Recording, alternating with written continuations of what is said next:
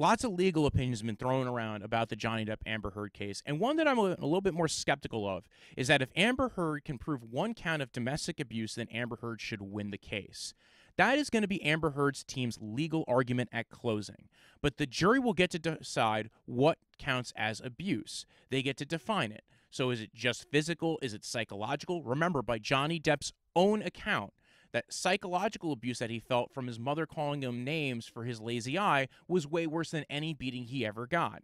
How many times can name calling be considered abuse? Is it only one time? If I call you a jerk face, is that abuse? Or does it have to sting? Does it have to be repetitive? Is making a bunch of comments about somebody's outfit when they go out abuse? And that's going to come down to what the jury believes is abuse.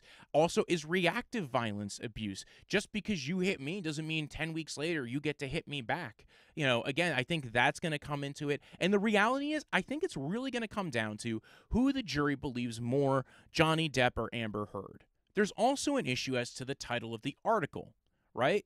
I think even if you think Johnny Depp might have been psychologically abusive, that they had this toxic relationship, maybe he hit her once, Amber Heard's title to her article suggests SA was involved in their relationship. Now, she could have made a very good argument saying that the SA part of the article had nothing to do with their relationship. It was other parts of her life. But I think that ship sailed when she brought in her own allegations of SA against Johnny Depp.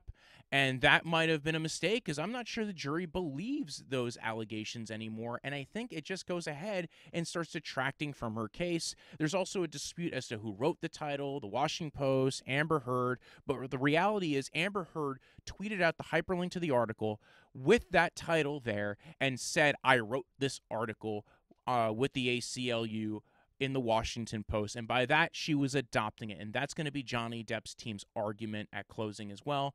And the reality is, if Amber Heard loses, it's because the jury didn't believe Amber Heard.